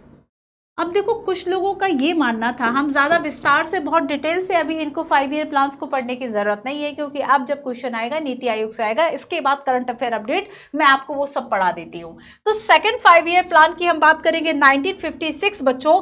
बेसिकली क्विक स्ट्रक्चरल ट्रांसफॉर्मेशन इसका मेन मोटो था। मेन मोटो क्या था? क्विक स्ट्रक्चरल ट्रांसफॉर्मेशन, संरचना का जो विकास है तीव्र गति से करना। और यहां पर क्या किया गया? हैवी इंडस्ट्री, जो भारी उद्योग है, पहले में कृषि, दूसरे में भारी उद्योग, है ना।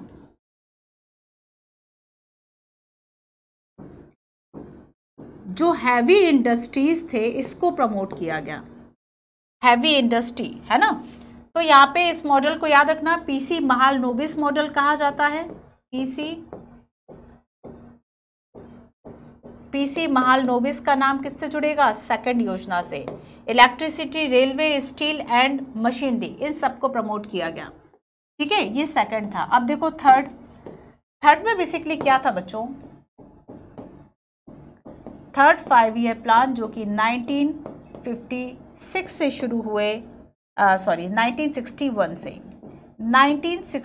से स्टार्ट हुए, ठीक है, 56 से 61 तक तो आपका ये हो गया सेकंड। अब थर्ड में क्या था बच्चों? इसमें एग्रीकल्चर एंड प्रोडक्शन दोनों पर ध्यान दिया गया, एग्रीकल्चर एंड प्रोडक्शन। साथ ही देखो फोर्थ 5 ईयर प्लान जो कि गाडगिल फॉर्मूला पर आधारित था, इंदिरा गांधी के समय का फोर्थ 5 ईयर प्लान, और 1969 से लेकर 1974। आपको लगेगा कि मैम 61 से लेकर 66 तक क्या हुआ? तो इस वक्त कुछ कुछ प्रॉब्लम्स के कारण 1 ईयर के जो प्लान सब है बनाए जा रहे थे, है ना, जैसे कि रोलिंग प्लान भी कहा जाता है उन्हें। तो इस तरीके से जो एक तरह से ब्रेक जो था वह 5 ईयर में लगा हुआ था, है ना, ठीक है, क्लियर है। चलिए, तो यहाँ पे याद रखना कि जो फोर्थ 5 ईयर आपका प्लान था, है ना, ये बेसिकली बेस्ड था गाडगिल फॉर्मूला। और यूपीएससी ने कई बार पहले ये प्रश्न पूछा कि गाडगिल और महालनोबिस किस पंचवर्षीय योजना से संबंधित थे, बेस्ड ऑन गाडगिल फॉर्मूला। और इसमें ग्रोथ विथ स्टेबिलिटी की बात की गई, स्थिरता के एक साथ विकास, ग्रोथ विथ, आगे समझ में, स्टेबिलिटी, ठीक है। तो यहाँ पे क्या देखा हमने? अर्ली इनिशिएटिव्स में 5 ईयर प्लान, है ना, प्लानिंग, और इसमें हमने ये 4 बातें की। बाकी आपको 2070 तक एक एक लाइन जो है वह देख लेना है। 1951 से जो जर्नी शुरू हुई 2017 में जो है वह फिनिश हो गई, ठीक है। लेकिन जब हम नीति आयोग की बात करेंगे बच्चों, अब देखो जो नीति आयोग था उसको खत्म किया गया, माफ कीजिएगा, है ना, योजना आयोग, प्लानिंग कमीशन, उसकी जगह नीति आयोग लाया गया।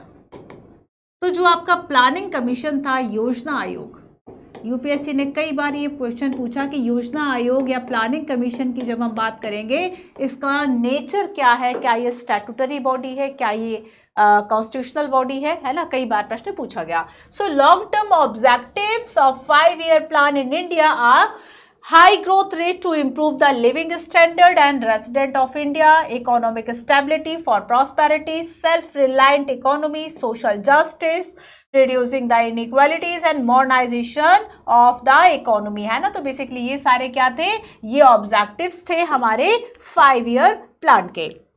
पर देखो बेसिकली हुआ क्या कि अब 1 जनवरी 1 Jan 2015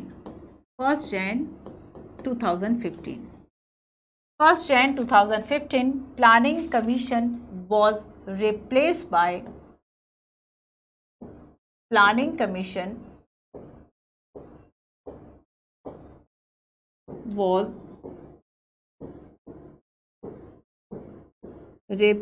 by a new institution,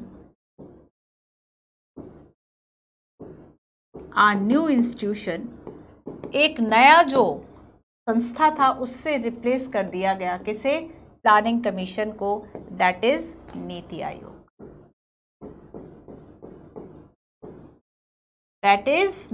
आयोग, है ना। National institution for transforming India, ये इसका फुल फॉर्म है, national institution for transforming India, राष्ट्रीय भारत परिवर्तन संस्था, राष्ट्रीय भारत परिवर्तन संस्था। आप अगर नेट पे खोलेंगे बच्चों तो आपको ये फर्स्ट पेज जो है वह दिखाई देगा नीति आयोग का, है ना। सो नीति आयोग, याद रखना कि पहले जो प्लानिंग कमीशन काम करता था, अब ये जो काम है वह कौन करेगा, एक नया संस्था जिसका नाम क्या है, नीति आयोग, है ना। नीति आयोग के द्वारा ये काम किया जाएगा। अब ऐसा क्यों किया गया, ये आपके लिए मेंस का विषय है, यहाँ से प्रश्न आता है, क्योंकि प्लानिंग कमीशन जिस तरीके से काम कर रहा था कि टॉप टू बॉटम अप्रोच पे काम कर रहा था, मतलब दिल्ली में बैठ के, एक कमरे में बैठ के सारे देश के लिए नीतियाँ बनाई जा रही थी, बड़ा ही सेंट्रलाइज टाइप का था। बट अभी जिस तरह की गवर्नेंस, जिस तरह का हमें इनोवेशन चाहिए, उस तरह से वह नहीं था, ये कहा गया। और इसी वजह से अब हम देखेंगे कि जो नीति आयोग वह लाया गया। अब आपका एक होमवर्क है कि आपको 5 ऐसे इंपॉर्टेंट डिफरेंसेस बताने हैं। कमेंट करके बताइएगा कि नीति आयोग और प्लानिंग कमीशन में क्या मेन डिफरेंसेस हैं। 5 ऐसे डिफरेंसेस आपको बताने हैं, ठीक है। चलो आओ नीति आयोग के बारे में भी थोड़ा सा बता देती हूँ, करंट अफेयर से भी अपडेट हो जाओगे। सो बेसिकली ये कब इंट्रोड्यूस हो गया था, ये इंट्रोड्यूस हो गया था 1 Jan 2015 को, है ना। अच्छा ये बताओ इसके चेयरपर्सन कौन होंगे, तो चेयरपर्सन होंगे इसके पीएम, है ना, पीएम होंगे चेयरपर्सन। इसके अलावा इसके गवर्निंग काउंसिल्स होंगी। यूपीएससी यहाँ से कई क्वेश्चंस पूछ चुका है, बहुत सारे क्वेश्चन पूछ चुका है। एक प्रश्न मैं आपको दिखा देती हूँ, क्वेश्चन 2014 में आया था कि जो नीति आयोग है, ठीक है, सॉरी, अटल इनोवेशन जो मिशन है वो किसने सेटअप किया, 2019 का क्वेश्चन है। आंसर मैंने पहले ही बता दिया, नीति आयोग। अब एक और मैं आपको होमवर्क बताती हूँ, ठीक है, कि नीति आयोग जितनी भी रिपोर्ट्स पब्लिश करता है सब इम्पोर्टेंट है। जितने भी इंडेक्सेस पब्लिश करेगा, तो जो भी रिपोर्ट्स हैं, जो भी इंडेक्स है, या फिर मान लीजिए कोई स्कीम है ना, अगर कुछ भी ऐसा कुछ भी है कि नीति आयोग, आप कमेंट करके बताएंगे क्या। यूपीएससी ने पूछा हुआ है इसके कई इंडेक्स के बारे में, और उसमें से ही एक था ये अटल इनोवेशन मिशन, है ना। ये किसका बेसिकली एक किसके अंडर सेटअप है, 2019 में पूछा गया था। आंसर है इसका नीति आयोग। क्लियर। तो देखो इसके चेयरपर्सन कौन होंगे, प्राइम मिनिस्टर होंगे, गवर्निंग काउंसिल्स होंगी, ठीक है, इसमें रीजनल काउंसिल्स भी होंगी, मेंबर्स होंगे जिसमें कि part time, full time member होंगे, ठीक है, एक्स ऑफिशियो भी मेंबर्स होंगे, स्पेशल इनवाइटर्स भी होंगे। तो यहाँ पर चीफ एग्जीक्यूटिव ऑफिसर भी होगा, एंड साथ ही साथ कुछ सेक्रेटरिएट भी होंगे डीम्ड नेसेसरली। तो यहाँ पर देखो ये इस तरह का इसका पूरा स्ट्रक्चर है, ठीक है। सो देखो बेसिकली बच्चों नीति आयोग की जो अप्रोच है, बेसिकली ये अप्रोच क्या है, अगर हम बात करें नीति आयोग के काम करने की अप्रोच क्या है,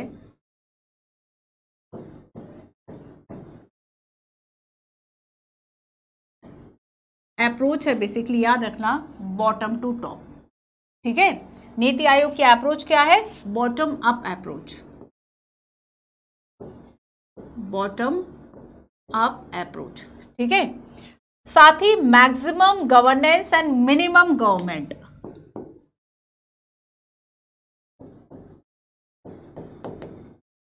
maximum governance, maximum governance and minimum government, मतलब सरकार कम हो, लोग कम हो और शासन ज्यादा अच्छे तरीके से किया जाए, इफेक्टिव किया जाए, तो अधिकतम शासन और न्यूनतम सरकार, इसकी बात यहां पर की गई। स्पिरिट ऑफ कोऑपरेटिव फेडरलिज्म, देखो मेंस में क्वेश्चन पूछा गया कि ये जो कोऑपरेटिव फेडरलिज्म ऐसा क्या है? कोऑपरेटिव फेडरलिज्म है ना, सहकारी संघवाद की भावना पर काम करेगा, और ये भावना जो है वह योजना आयोग में नहीं थी, इसलिए योजना आयोग को रिप्लेस करा गया। सो कोऑपरेटिव फेडरलिज्म का मतलब होता है कि जब हम किसी एक मुद्दे पर मिलकर काम करते हैं, जैसे कि मान लो कहीं पे शिक्षा का मुद्दा है, कहीं पर स्वास्थ्य का मुद्दा है, तो उस पर स्टेट गवर्नमेंट के साथ मिलकर नीति आयोग जो है वह अपने योजनाएं बनाएगी।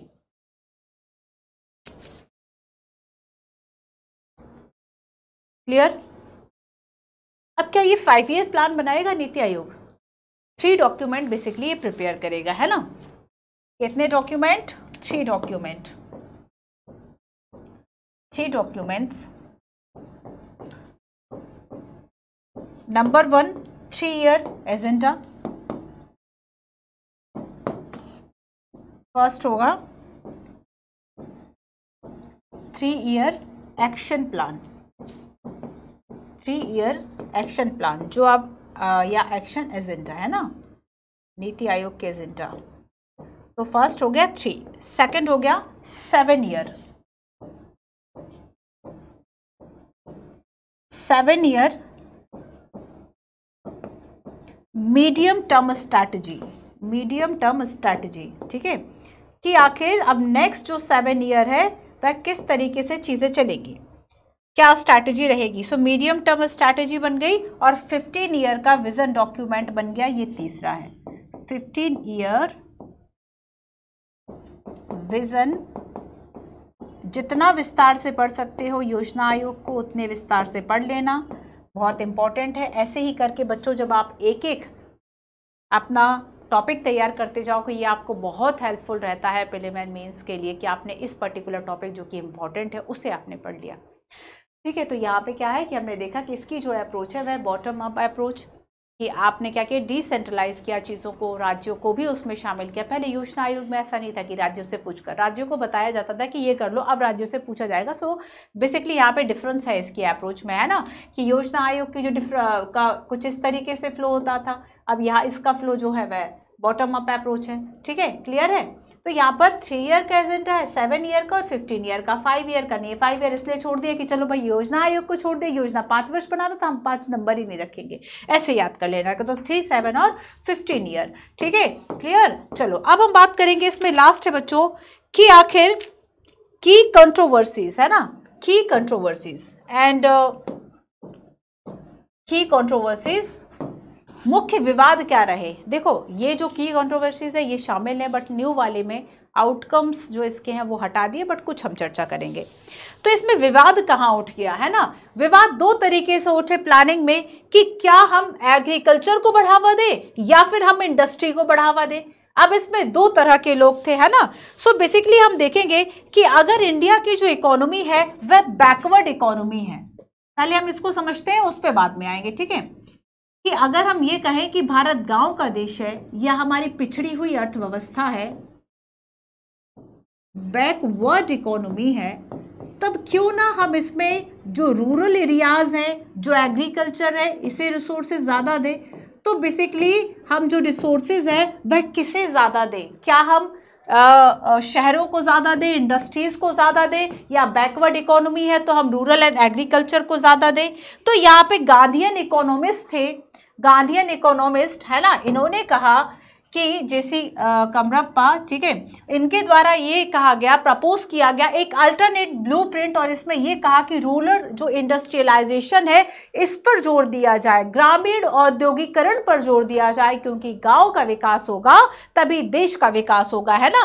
साथ ही इन्होंने ये कहा कि अगर देखो आप शहरों का विकास कर रहे हैं या फिर इंडस्ट्री का विकास कर रहे हैं, आप पूंजीपति का विकास कर रहे हैं, तब ऐसे में वह कीमत जो चुका रहा है वो गांव वाला चुका रहा है। तो ये इनके द्वारा कहा गया। तो बेसिकली एक सबसे बड़ा क्या था एग्रीकल्चर वर्सेस इंडस्ट्री में, कि आप रिसोर्सेज इसे दोगे या आप रिसोर्सेज इसे दोगे, तो ये बड़ा मुद्दा था। अब देखो इंडस्ट्री जो लोग चाह रहे थे कि बैकवर्ड इकोनॉमी है, यहां पर कहा कि चलो भाई हम क्या करते हैं, एग्रीकल्चर को प्रमोट करते हैं, तो आप एग्रीकल्चर जो है इसे ज्यादा रिसोर्स दें। अब सेकंड देखो अदर थॉट क्या था इंडस्ट्री का, कि जो ये चाहते थे कि भाई इंडस्ट्री को प्रमोट करो, है ना। तो अदर थॉट इज कि एक ड्रास्टिक इंक्रीज इंडस्ट्रियल अगर आप प्रोडक्शन करते हैं,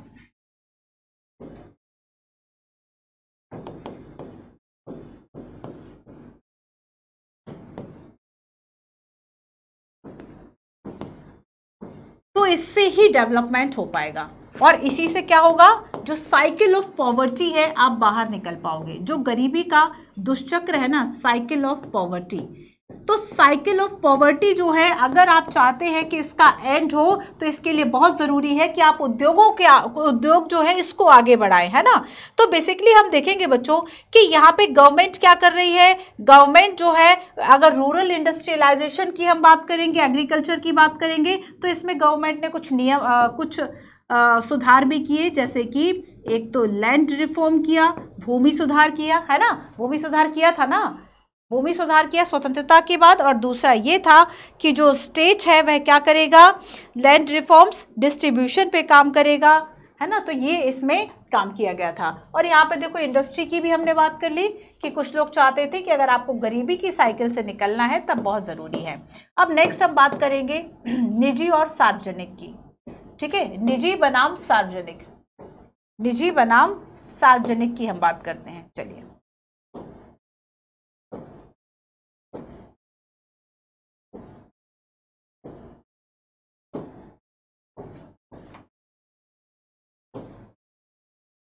निजी बनाम सार्वजनिक, है ना, पब्लिक एंड प्राइवेट। अब ये कैसा मुद्दा था पब्लिक एंड प्राइवेट का, कि क्या आप जो पब्लिक सेक्टर से इसे बढ़ाएंगे या फिर जो प्राइवेट सेक्टर है आप इसे इंक्रीज करेंगे। तो नेहरू जी ने क्या इसमें एक कार्टून इसमें बनाया हुआ कि उन्होंने कैसे इसमें बैलेंस साधा। देखो बेसिकली अगर हम सभी जानते थे इस चीज़ को कि हमारे सामने जो दो पाथ है, एक तो आपके पास कैपिटलिस्ट है और दूसरा आपके पास सोशलिस्ट है ना। So two known path to development,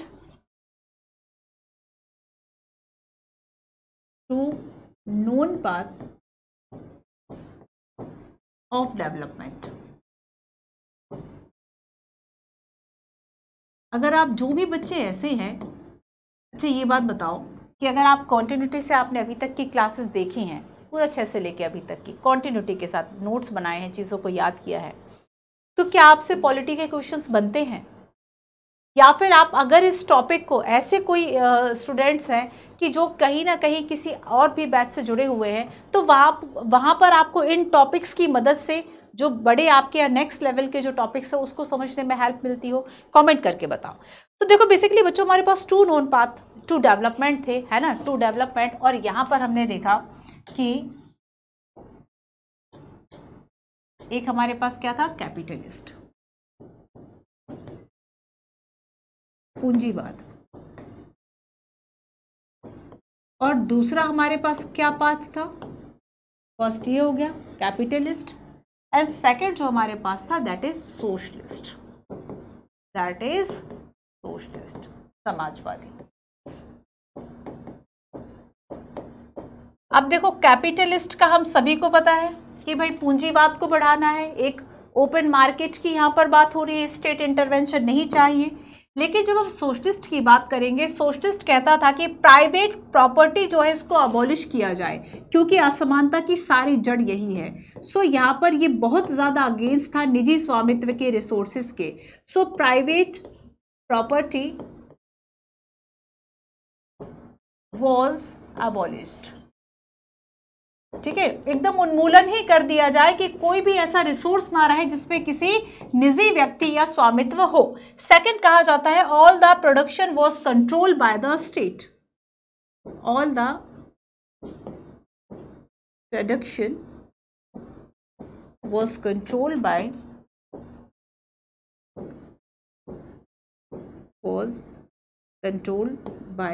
the state. ठीक है, राज्य के द्वारा जो चीजें हैं उसको नियंत्रित किया जाए। हमारे सामने ये दो पाथ थे, लेकिन अब देखो हमने एक तीसरा डिफरेंट और डिफिकल्ट पाथ को चुना, that is mixed economy. That is mixed economy. India ने किसे चूज करा? Mixed economy. ठीक है, अब मिक्स्ड इकोनॉमी, मिश्रित अर्थव्यवस्था, इसको चूज करने का कारण था कि ना तो हम पूरी तरह से जो प्राइवेट सेक्टर्स थे उसके भरोसे पे डेवलपमेंट छोड़ सकते थे और ना ही हम इसका अबॉलिश करना चाहते थे। हमने एक मिक्स पाथ जो है वह हम लेकर आए। ठीक है, मिक्स्ड इकोनॉमी जो है हम लेकर आए। चलो मिक्स्ड इकोनॉमी को अलग से समझ लेते हैं, इंपॉर्टेंट है कि आखिर मिक्स्ड इकोनॉमी क्या है जो हमने अपनाई। मिश्रित अर्थव्यवस्था,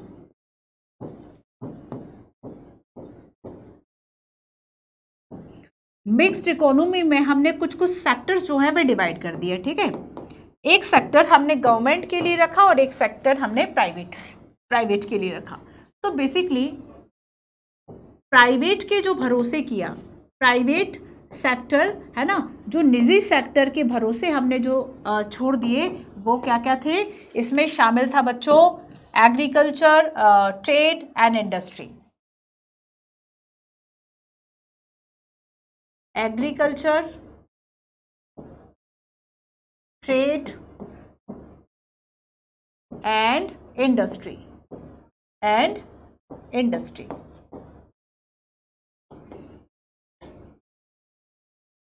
ठीक है, ये सेक्टर जो है वह हमने किसके लिए छोड़ दिए? प्राइवेट के लिए छोड़ दिए। सो वर लेफ्ट इन प्राइवेट हैंड।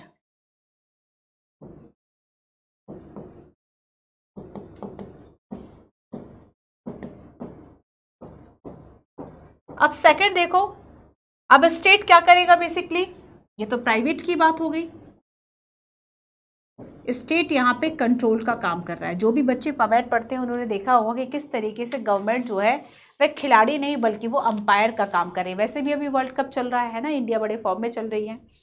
कहा भी जाता है कि अगर आपको फॉर्म में आना है या फिर ज़्यादा रन बनाने तो उसके लिए टिकना बहुत ज़रूरी है, उसके लिए डटे रहना बहुत ज़रूरी है। बस यही कोशिश आप सभी को भी करनी है कि किस तरीके से आप एकदम कॉन्टिन्यूटी के साथ डटे रहें पढ़ाई में। तो प्राइवेट सेक्टर हो गया है ना, और स्टेट की बात हो गई। तो अब स्टेट क्या कर रही है? State control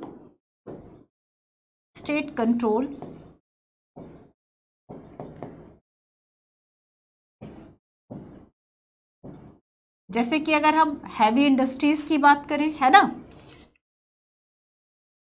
heavy industry,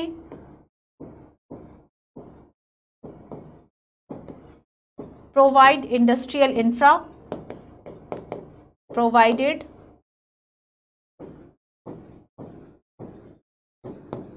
industrial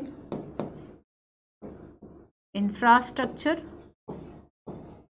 and regulate them, है ना। तो यह रेगुलेट ट्रेड, तो यहाँ पर बेसिकली व्यापार को नियंत्रित करना, भारी उद्योगों को अपने पास रखना, ये काम कौन कर रहा था? स्टेट कर रहा था। तो हमने यहाँ पर मिक्स में क्या किया? प्राइवेट सेक्टर के हाथ में कुछ चीजें रख दी। अब लेकिन देखो बच्चों, क्रिटिसाइज करने वाले क्या किस तरीके से क्रिटिसाइज करेंगे, ये जो अलग अलग किया गया था सेक्टर, सो हम थोड़ा सा क्रिटिसिज्म की बात कर लेते हैं। ठीक है, आलोचना कैसे हो गई इसकी? क्रिटिसिज्म में हम देखेंगे कि प्राइवेट सेक्टर्स को ये लगा कि स्टेट ने उतनी ज़्यादा हमें ऑटोनॉमी नहीं दी है, मतलब प्राइवेट सेक्टर के लिए। तो बेसिकली क्रिटिसिज्म में ये कहा जाता है कि जो प्लांट इकोनॉमी है, जो प्लानिंग है, उसने रिफ्यूज़ किया टू प्राइवेट के लिए प्रॉपर स्पेस जो है वह नहीं रखा। और साथ ही इसमें ये कहा जाता था कि जैसे कि जो लाइसेंस व्यवस्था है, देखो किसी चीज़ के लिए अगर आपको लाइसेंस चाहिए या अगर आपको परमिट व्यवस्था है, तब ऐसे में क्या होगा कि जो इन्वेस्टमेंट है, जो ओपन इकोनॉमी है, वह प्रभावित होगा। तो यहाँ पर क्या था कि जो बच्चों लाइसेंस व्यवस्था थी, है ना, जो परमिट था, इसे इन्वेस्टमेंट के लिए एक हर्डल माना गया। इसे क्या माना गया? एक हर्डल माना गया इन्वेस्टमेंट के लिए। तो ये बेसिकली प्राइवेट सेक्टर की आलोचना थी। अब दूसरा जो अदर थॉट है, वह आलोचना किसकी थी? उन लोगों की जो कि चाहते थे कि स्टेट चीज़ों को ज़्यादा कंट्रोल करे, है ना। तो यहाँ पर कुछ दूसरे जो आलोचक थे, उनका ये मानना था that the state, second other thought क्या था? दैट एक एक पॉइंट भी याद रखोगे ना, इसमें भी आप आंसर अच्छे से लिख लोगे। Did not do enough, did not do enough कि मतलब जो एक स्टेट को करना चाहिए वो ये नहीं कर रहा है, पर्याप्त काम जो राज्य है वह नहीं कर रहा है, और यहाँ पर जो प्राइवेट सेक्टर है उनको प्रॉफिट दे रहा है, गरीबों का भला नहीं कर रहा। साथ ही इसमें यह भी कहा गया कि जो एजुकेशन है एंड जो हेल्थ केयर है, इसमें सफिशिएंट बेसिकली जो सिग्निफिकेंट एक इन्वेस्टमेंट करना चाहिए वो नहीं कर रहा है। ठीक है, तो पॉवर्टी रिड्यूस करने का काम नहीं कर रहा है, ये करना चाहिए। तो बेसिकली ये जो एक आलोचना है ये इसमें की जाती है।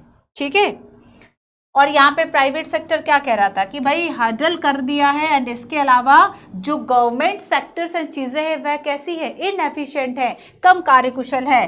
ठीक है, यहाँ पर इनएफिशिएंसी, जैसे कि इनएफिशिएंसी की बात की गई, साथ में करप्शन की बात की गई कि गवर्नमेंट जो चीज़ें हैं वह करप्ट ज़्यादा है, तो करप्शन को लेकर क्रिटिसाइज किया जाता है। तो मिक्स में हमने देखा कि प्राइवेट सेक्टर के हाथ में कुछ चीज़ें आई और कुछ स्टेट के पास गई। अब लास्ट इसमें हम देखेंगे मिक्स्ड इकोनॉमी, और हमने इसको देख लिया। लास्ट हम देखेंगे कि आखिर फर्स्ट 5 ईयर जो प्लान्स थे उसका आउटकम क्या रहा, उसके रिजल्ट क्या थे।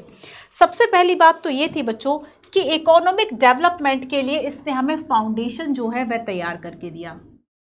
नेक्स्ट जो फ्यूचर इकोनॉमिक डेवलपमेंट हम जिसके बेस पर कर सके,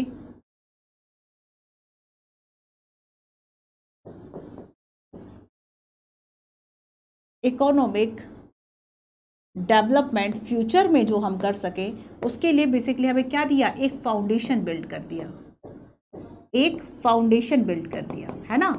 एक जो फाउंडेशन है वह बनाने का काम किया इन 5 ईयर प्लान्स ने। सेकंड हम देखेंगे बच्चों कि जो फ्यूचर इकोनॉमिक ग्रोथ थी उसके लिए काम किया, है ना। Economic development, wellbeing of all के लिए काफी काम किया। इसके अलावा हम देखेंगे जैसे कि भाखड़ा नांगल बांध है,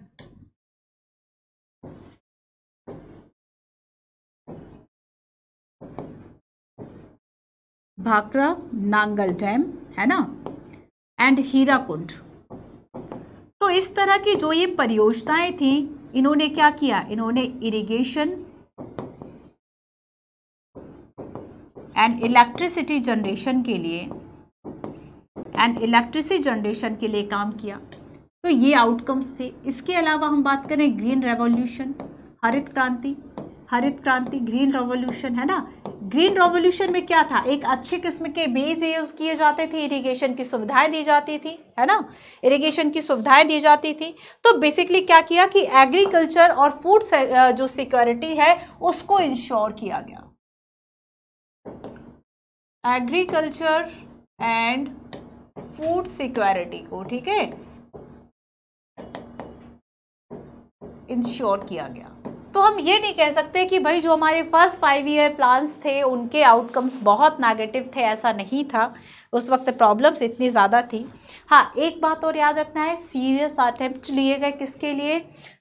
लैंड रिफॉर्म्स के लिए, भूमि सुधार किया गया, एंड इसके लिए जो जमींदारी व्यवस्था थी, जो जमींदारी सिस्टम था, इसको अबॉलिश किया गया।